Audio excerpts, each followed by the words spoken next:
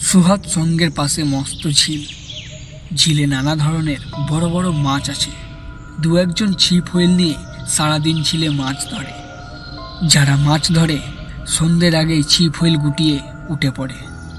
সন্ধে নামলে ঝিলের কালো জলের দিকে তাকানো যায় না, গা ছমছম করে। কেউ আর সাহস করে ঝিল পাড়ে থাকে না। শেয়াল, ভাম, নানা বিষধর সাপের আনাগোনা শুরু হয়। ঝিল পাড়ে কেউ কেউ মাছের লোভে নাকি অশরীরীদেরও ঘোরাফেরা করতে দেখেছে। অশরীরী বা ভূতে নিতাইয়ের বিশ্বাস নেই। রাত বিরতেও বেরিয়ে পড়ে।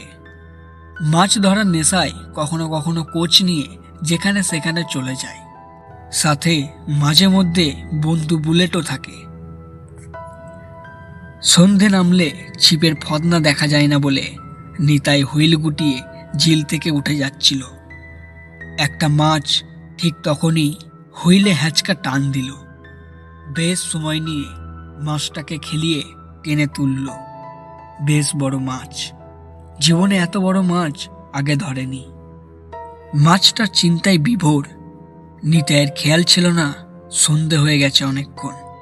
সাজিরহাট মোড়ে আসতেই খাঁ খাঁ রাস্তায় দাঁড়িয়ে গা ছমছম করে উঠল। নিতাইয়ের মনে হলো তার পেছনে পেছনে কেউ আসছে। ঘুরে দাঁড়িয়ে দেখতে চেষ্টা করলো কে আসছে।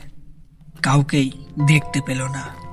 সামনের বুড়ো বটগাছটা বেয়ে জমাট অন্ধকার নিচে নেমে আসছে। হাওয়ায় দোল খেয়ে কয়েকটা ঝুড়ি গায়ে লাগতেই শিউরে উঠল নিতাই। সারা শরীরে ঠান্ডা একটা স্রোত বয়ে গেল। এ তল্লাশে বিদ্যুৎ নেই। সবে কলোনি গড়ে উঠেছে। মানুষজনও তেমন নেই। কয়েকটা মাত্র বাড়ি হয়েছে। দূরে গাগঞ্জেও লোকবসতি তেমন নেই। চারিদিকে হোগলা, ঢোলকলমি, বাঁশের বোল। মাঝে মাঝে মাকড়সার জালের মতো বিল দেখা যায়। সপ্তাহে দুদিন এখানে হাট বসে। হাটের বুক চিরে ইটের রাস্তা দুদিকে চলে গেছে। রাস্তার পাশে পাশে বট, সেগুন, অশথ, মেহগনি গাছ ঝাঁকামুটের মতো আকাশ মাথায় দাঁড়িয়ে। আজ হাটবার না হওয়ায় সাজিরহাটের মুখটা এমন খাঁ খাঁ করছে। হাটবারে সুদর গাগঞ্জ থেকে ব্যাপারী খদ্দেরে বেশ গম গম করে। গরুর গাড়ি করে কেউ কেউ আনাজপত্র হাটে আনে। রাতে কেরোসিনের কুপি, হ্যারিকেল হ্যাচাক জ্বলে। কেউ কেউ কার্বাইটের আলোয় পসরা সাজায়। আশ্চর্য সেই আলোয় খদ্দের, ব্যাপারীদের হাঁকডাক, গাড়োয়ানদের হই হট্টগোল, ষাঁড়ের হাম্বা হাম্বা ডাকে সাজিরহাট তখন জমজমাট। অনেক রাত পর্যন্ত গরুর গাড়ি যাতায়াত করে। গরুর গাড়ির ক্যাচ ক্যাচ আওয়াজের সাথে ঝিঝিদের ডাক ভারী রহস্যময় লাগে। গরমকালে দু একজন গাড়োয়ান মাঝে মাঝে তাও সাজিরহাটে ভাড়ার আশায় কিছুটা সময় দাঁড়িয়ে থাকে। বর্ষাকাল হওয়ায় সন্ধ্যের পর আর কাউকেই অপেক্ষা করতে দেখা যায় না। মেঠো পথে কাদা রাস্তায় দিনের আলো মরার আগেই ফিরে যায়। তাছাড়া নানা হিংস্র জন্তুর ভয় আছে। বিষধর সাপ, ডাকাতেরও ভয় আছে। কেউ কেউ সাজিরহাট শ্মশানকে খুব ভয় পায়। শ্মশানের ঠিক উল্টো দিকে কবরখানা। রাতে এসব জায়গা গাড়োয়ানরাও এড়িয়ে চলে। গাঁওগঞ্জের মানুষেরা সাধারণত সন্ধ্যের পর এখান দিয়ে যায় না। নিতাইয়ের ভয় ডর নেই। রাত বিরেতে এখান দিয়ে যাতায়াত করে। হুইলটা কাঁধের ওপরে নিয়ে হাতে জালের ব্যাগে মাছটা ধরে হাঁটতে লাগলো। খানিকটা যাওয়ার পর মনে হলো তার কাঁধের হুইলটা ধরে কে টানছে। কি একটা যেন নড়ে উঠল বুকের ভেতরে। ভয়। বুকটা কাঁপছে দুরু দুরু। কে টানছে?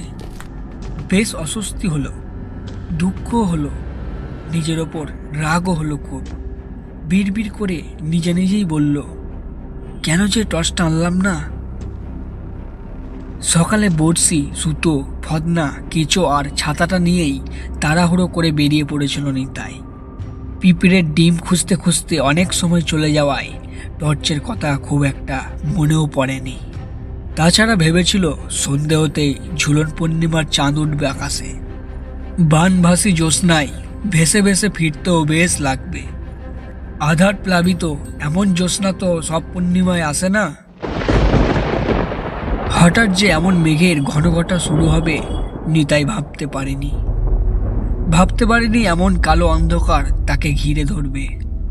একটা শেয়াল গা ঘেঁষে দৌড়ে গেল নোয়াই খালের পাড়ে। শেয়ালটা চলে যেতে ঢোলকলমির জঙ্গলে শুরু হলো শেয়ালের ডাক।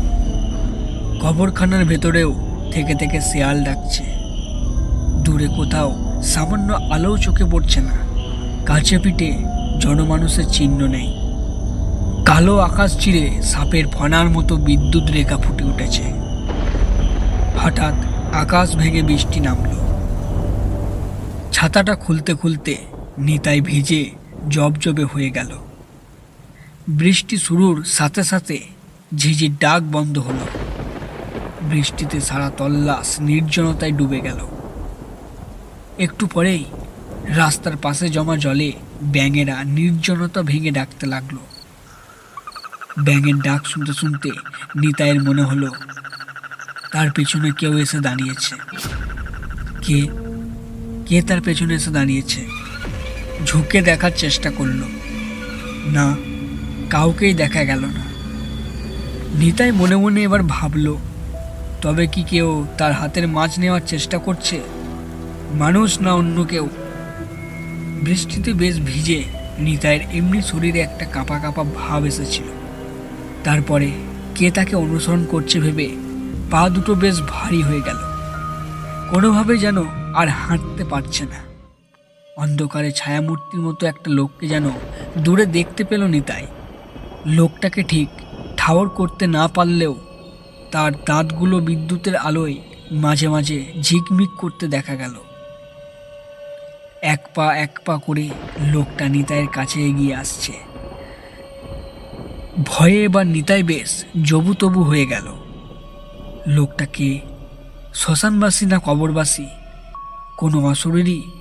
নিতাইয়ের সারা শরীর ধীরে ধীরে যেন আকাশ হয়ে যাচ্ছে। হিম হয়ে যাচ্ছে সমস্ত শরীরের রক্ত। কাছে পিঠেও কাউকে দেখতে না পেয়ে ক্রমে ক্রমে যেন ভয়টা বেশ চেপেই বসছে। দৌড়ে পালাবার শক্তিও যেন আর পাচ্ছে না। পাহাড়ের মতো একই জায়গায় দাঁড়িয়ে থাকলো।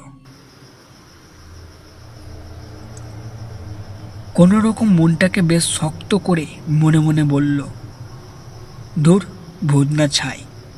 ভূত কখনো কি কেউ নিজের চোখে দেখেছে? ভূতের আবার শরীর হয় নাকি? সবই মনের ভুল, আজগবি কল্পনা।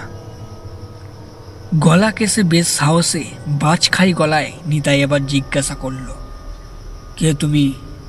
আমি আগে লতিফ মিশ্রা। তা ভোর সন্ধেবেলা একা এখানে অন্ধকারে কেন? কেন কেন জানো? ওই কবরখানায় আমার পোলাটা যে একা আছে, বৃষ্টিতে ওর বুঝি কষ্ট হয় না, তাই দেখতে গেছিলাম। কবরখানায় তোমার ছেলে কেন আছে? সে তুমি বুঝবে না বাবা, নিজের হাতে পোলারে গোড় দেওয়া যে কি কষ্টের। বিদ্যুতের আলোয় মুখ কাচুমাচু লোকটাকে দেখে এবার নিতাইয়ের খুব মায়া হলো, স্বস্তিও হলো বেশ। গভীর মমতায় লতিফ মিশ্রার দিকে এগিয়ে বেশ নিচু গলায় জিজ্ঞাসা করল, তোমার বাড়ি কোথায় চাচা? তালবান্দা। কথা বলার ফাঁকে নিতাই অবশ্য গোড় দেওয়ার অর্থ বুঝতে পেরে বেশ লজ্জা পেয়ে কথা ঘোরাতে আবার বলল, চাচা, অন্ধকারে তোমার একা আসতে ভয় করে না? ভয়? কিসের ভয়? ভূতের ভয়? অনেকে যে বলে ভূত প্রেতরা নাকি শ্মশানে কবরখানায় থাকে। ভূত প্রেত?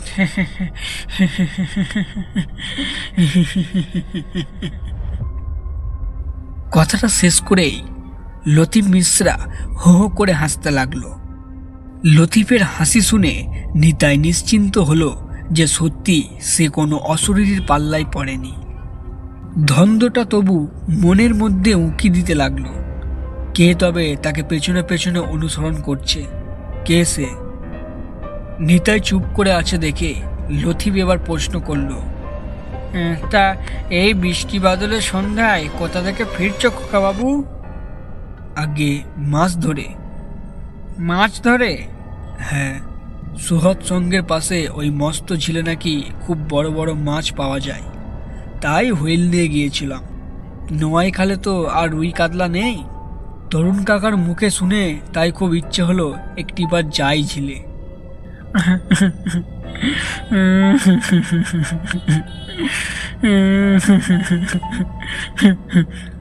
ঝিলের কথা শুনেই লতিফ হাউ হাউ করে কেঁদে ফেলল।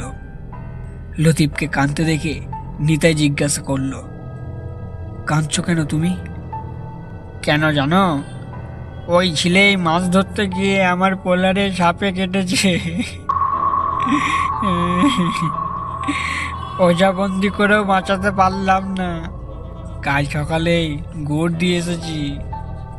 ওঝাবন্দি করলে শুধু ডাক্তার দেখাওনি, হাসপাতাল? কোনো উত্তর না পেয়ে নিতাই ভাবল, যাক, এই বিষয়ে আর খোঁজ খবরের দরকার কি। অনেক দেরি হয়ে গেছে ভেবে এবার বাড়ির দিকে আস্তে আস্তে হাঁটতে লাগলো। কিছুটা যাওয়ার পরেই পিছনে এবার পায়ের শব্দ বেশ স্পষ্ট শুনতে পেল নিতাই। বৃষ্টিটা ধরেছে, জমা জলে জল সব সব শব্দ তাই বেশ পরিষ্কার শুনতে পেল। পিছন ফিরে তাকালো, কিন্তু কোথাও কাউকে দেখতে পেল না।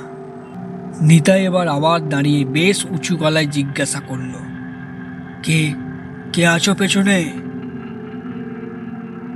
কোনো উত্তর না পেয়ে একটু ভয় ভয় করতে লাগলো। সাহসে ভর করে আবার বলল, কে রে তুই? ভূত না পেদনি? সাহস থাকে তো সামনে আয়।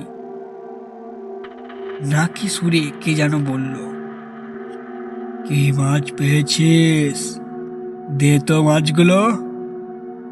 অদ্ভুতুরে গলায় কথাটা বলেই নিতাইয়ের হাতে ধরা মাছের ব্যাগটা নিয়ে কে যেন বউ করে ছুটে চলে গেল অন্ধকারে। আচমকা একটা ধাক্কায় হুমকি খেয়ে নিতাই পড়ে গেল মাটিতে। মাটিতে জল কাদায় পড়ে নিতাই গ গ শব্দ করছে, অস্ফুটে শোনা যাচ্ছে, বাঁচাও, কে কোথাও আছো, বাঁচাও, ভূত ভূত ভূত, বাঁচাও, ভূত। লতিফ মিশ্রা বাড়ি ফিরে যাবে বলে সবে উল্টো দিকে হাঁটতে শুরু করেছে। হঠাৎ চিৎকার শুনে পেছন ফিরে ছুটে এসে দেখল ছেলেটা মাটিতে পড়ে ডুকরে কাঁদছে। হাঁটু মুড়ে বসে লতিফ জিজ্ঞাসা করল, কি হয়েছে গো খোকা বাবু? মাছের ব্যাগটা নিয়ে কে যেন পালিয়ে গেল। ও, এই কথা। ওঠো ওঠো খোকা বাবু, খুব ভয় পেয়েছো তো? নিতাই ফ্যাল ফ্যাল করে তাকালো লতিফের দিকে। মনে মনে ভাবল, উনিও কি তবে তেনার জাত ভাই নাকি? দাঁত বার করে লতিফ হাসতে হাসতে এবার বলল,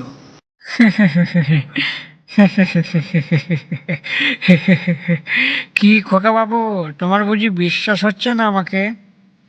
না বাপু, ও বেটি ভূত প্রেত নয়, বেচারি মুগলি, মুগলি ডোম, সাজিরহাট শ্মশানে থাকে। ওর বাপ নেই, অন্ধকার নামলে ভূতের ভয় দেখিয়ে যা পায় কেড়ে নেয়। পেটের জ্বালা যে বড় জ্বালা।